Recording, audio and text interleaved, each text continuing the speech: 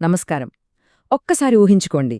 ఒకప్పుడు ఇక్కడ రాజులు, రాజ్యాలు, వందల భాషలు, రకరకాల సంస్కృతులు. మరి ఇంత వైవిధ్యమున్న ఈ ప్రాంతమంతా ఉన్నట్టుండి భారతదేశం అనే ఒక్క మాట కిందికి ఎలా వచ్చింది? ఆ మనం అనే ఫీలింగ్ అసలు ఎలా పుట్టింది? రండి, ఈరోజు ఆ స్టోరీ ఏంటో చూద్దాం. చూడ్డానికి చాలా సింపుల్ క్వశ్చన్ గదూ, కానీ దీని వెనుకున్న కథ చాలా పెద్దది. ఈ ఐక్యత అనేది ఏదో రాత్రికి రాత్రే వచ్చేసింది కాదు, ఒక చిన్న నిప్పురవ్వలా మొదలైంది. నెమ్మదిలా దేశమంతటినీ చుట్టేసింది. అసలు ఆ నిప్పురవ్వ ఎక్కడా, ఎలా మొదలైందో ఇప్పుడు చూద్దాం. సరే, ముందుగా అసలు ఈ నేషనలిజం అంటే జాతీయవాదం అంటే ఏంటి? చాలా సింపుల్, మనమందరం ఒక్కటే అనే ఒక ఫీలింగ్ అన్నమాట. మరి ఈ ఫీలింగ్ ఎప్పుడొస్తుంది? మనందరికీ ఒక కామన్ ప్రాబ్లం ఉన్నప్పుడు. మన దేశం విషయంలో ఆ కామన్ ప్రాబ్లం, ఆ కామన్ ఎనిమీ బ్రిటిష్ వాళ్ల వలస పాలన. వాళ్ల పాలనలో అందరూ అనుభవించిన కష్టమే భాష, ప్రాంతం లాంటి తేడాలన్నిటినీ పక్కనపెట్టి అందర్నీ కలిపింది. రైట్, మరి ఈ కథని మనం స్టెప్ బై స్టెప్ ఎలా చూడబోతున్నామంటే, ఫస్ట్ ఆ అసంతృప్తి అనే నిప్పు ఎలా మొదలైందో చూస్తాం. ఆ తర్వాత గాంధీగారు వచ్చి సత్యాగ్రహం అనే కొత్త ఐడియాని ఎలా పరిచయం చేశారో తెలుసుకుందాం.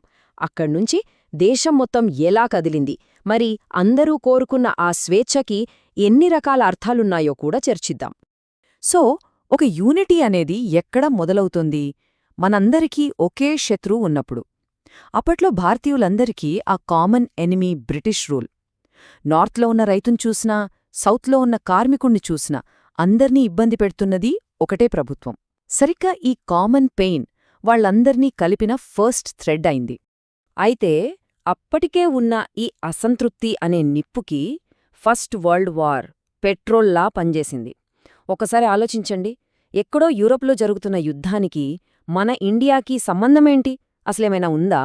కానీ బ్రిటిష్ వాళ్లు ఏం చేశారు? మన సైనికుల్ని, మన డబ్బుని వాళ్ల యుద్ధం కోసం వాడేసుకున్నారు. మనకు సంబంధమే లేని యుద్ధం వల్ల మనవాళ్లు అంతులేని కష్టాలు పడ్డారు. ఇంకా చెప్పాలా, ఇది దేశమంతా కోపాన్ని రగిలించింది. చూడండిక్కడ, యుద్ధానికి ముందు, యుద్ధం తర్వాత పరిస్థితి ఎలా మారిపోయిందో.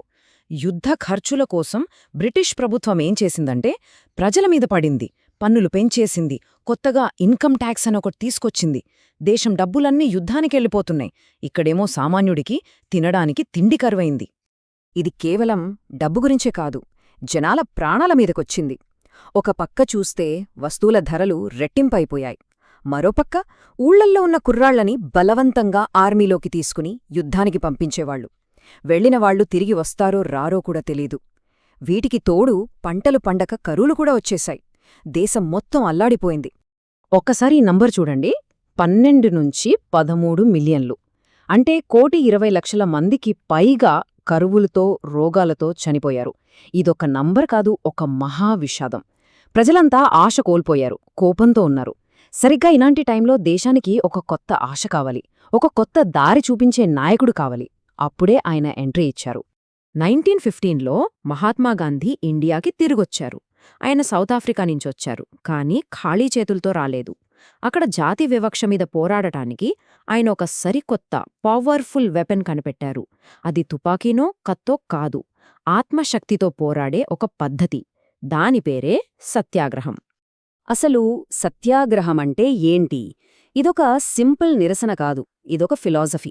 దాని ప్రకారం మన లక్ష్యం నిజాయితీగా ఉంటే, మనం సత్యం కోసం పోరాడుతుంటే ఎదుటివాళ్లని కొట్టాల్సిన అవసరం లేదు.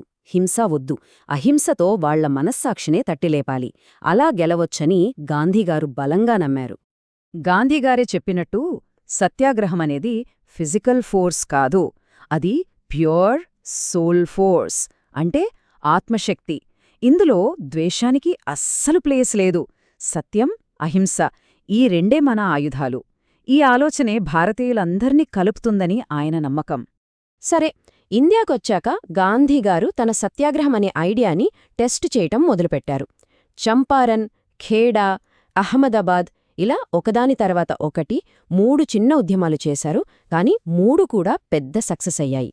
ఫస్ట్ టైం సామాన్య ప్రజలు కూడా అహింసతో బ్రిటిష్ వాళ్ళని ఎదురించి గెలవగలరు అని ప్రూవ్ అయింది. ఇది దేశం మొత్తం మీద ఒక కొత్త కాన్ఫిడెన్స్ని తీసుకొచ్చింది.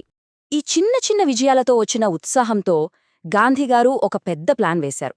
అక్కడక్కడా విడివిడిగా జరుగుతున్న ఈ పోరాటాలన్నింటినీ కలిపేసి ఒకే గొంతుకగా ఒక ఆల్ ఇండియా మూవ్మెంట్గా మార్చాలని డిసైడయ్యారు. దేశం మొత్తాన్ని కదిలించిన ఆ పిలుపే సహాయ నిరాకరణ ఉద్యమం. సహాయ నిరాకరణ పేర్లోనే ఉంది. దీని వెనుక ఉన్న ఐడియా చాలా సింపుల్. ఇండియాలో బ్రిటిష్ వాళ్ల పరిపాలన ఎలా నడుస్తోంది? మన ఇండియన్స్ సహకారంతోనే. సో గాంధీగారు ఏమన్నారంటే, మనం ఆ సహకారాన్ని ఆపేస్తే చాలు, వాళ్ల పాలన ఏడాదిలోపై కుప్పకూలిపోతుంది. అందుకే ప్రభుత్వ ఉద్యోగాలు, కోర్టులు, స్కూల్స్ అన్నింటినీ బాయ్కాట్ చేయమన్నారు. ముఖ్యంగా ఫారిన్ గూడ్స్ని వదిలేయమన్నారు. అయితే ఇక్కడే కథలో ఒక ఇంట్రెస్టింగ్ ట్విస్ట్ ఉంది. ఉద్యమం లక్ష్యం స్వరాజ్ అన్నారు, అంటే మన పాలన. కానీ ఈ స్వరాజ్ అనే మాటకు ఒక్కొక్క గ్రూప్కి ఒక్కో మీనింగ్ ఉందన్నమాట. అందరూ ఒకే జెండా కింద ఉన్నారు, కాని వాళ్లు కోరుకుంటున్నది వేరు. ఇదే ఈ ఉద్యమం యొక్క బలం, అదే టైంలో బలహీనత కూడా. ఈ పాయింట్ ఇంకా బాగా అర్థం కావాలంటే మనం మన ఆంధ్రప్రదేశ్లోని గూడెంకొండల దగ్గరికి వెళ్దాం. అక్కడ స్వరాజ్ అనే మాటకి అర్థమేంటి, నేషనల్ మూవ్మెంట్ అక్కడ లోకల్ ప్రజల పోరాటంతో ఎలా కలిసిందో ఒకసారి చూద్దాం. ఆయనే అల్లూరి సీతారామరాజు. చూడండి, ఈయన గాంధీగారికి పెద్ద ఫ్యాన్. ఖద్దరు వేసుకోమన్నారు, తాగొద్దన్నారు, అంతా గాంధీ చెప్పినట్టే ఫాలో అయ్యారు. కానీ ఒకే ఒక్క విషయంలో ఆయన గాంధీగారితో ఏకీభవించలేదు. అదే అహింస. స్వాతంత్ర్యం అడుక్కుంటే రాదని, పోరాడితేనే వస్తుందని నమ్మారు. గాంధీగారి నుంచి ఇన్స్పిరేషన్ తీసుకున్నారు, కాని దారి మాత్రం హింసవైపు ఎంచుకున్నారు. అందుకే ఆయన మనందరికీ ఒక హీరో అయ్యారు. అల్లూరి కథ మనల్ని ఒక ముఖ్యమైన ప్రశ్నకు తీసుకొస్తుంది. అసలు ఈ స్వరాజ్ అంటే జనాల దృష్టిలో ఏంటి? ఒక రైతుకు స్వరాజ్ అంటే ఏంటి? గిరిజనులకేంటి? ఫ్యాక్టరీలో పనిచేసే కార్మికుడికేంటి? వాళ్లంతా దేనికోసం పోరాడుతున్నారు? ఇక్కడ చూస్తే మనకు క్లియర్గా అర్థమవుతుంది స్వరాజ్కి ఎన్ని రూపాలున్నాయో. ఒక రైతుకి స్వరాజ్ అంటే ఎక్కువ పన్నుల నుంచి విముక్తి. గూడెంకొండల్లోని గిరిజనులకి స్వరాజ్ అంటే తమ అడవిలోకి స్వేచ్ఛగా వెళ్లే హక్కు. అస్సాం తేయాకు తోటల్లో పనిచేసేవాళ్లకు తమ ఊరికి తిరిగి వెళ్లగలిగే స్వేచ్ఛ. చూశారా, అందరూ స్వరాజ్ అనే అంటున్నారు, కాని వాళ్ల మనసుల్లో ఉన్న కలలు వేరు. అసలు మ్యాజిక్ ఇక్కడే ఉంది. ఈ లోకల్ పోరాటాల్లో చాలా వాటికి కాంగ్రెస్ పార్టీతో డైరెక్ట్ సంబంధం లేదు, వాళ్ళ గోల్స్ కూడా వేరు. కాని వీళ్ళందర్నీ కనెక్ట్ చేసిన ఒకే ఒక్క పేరు మహాత్మాగాంధీ. గాంధీరాజ్ వస్తుందని, మన కష్టాలన్నీ పోతాయని వాళ్ళు నమ్మారు. ఆ ఒక్క నమ్మకమే దేశంలో వేర్వేరు మూలల్లో జరుగుతున్న పోరాటాలన్నింటినీ ఒకే గొడుగు కిందకి తీసుకొచ్చింది. సో ఫైనల్గా మనం ఒక ప్రశ్నతో దీన్ని ముగిద్దాం. ఫ్రీడమ్ అంటే స్వేచ్ఛకి ఇన్ని రకాల అర్థాలున్నప్పుడు, ప్రజల కలలు వేర్వేరుగా ఉన్నప్పుడు, ఒక దేశాన్ని నిజంగా ఏకం చేసేది ఏది? మనందరికీ ఉన్న ఒక కామన్ ఎనిమీనా, లేకపోతే గాంధీలాంటి ఒక గొప్ప లీడరా? లేదా ఇన్ని తేడాలున్నా కూడా మనమంతా ఒక్కటే అనే ఒక బలమైన ఫీలింగా? ఆలోచించండి.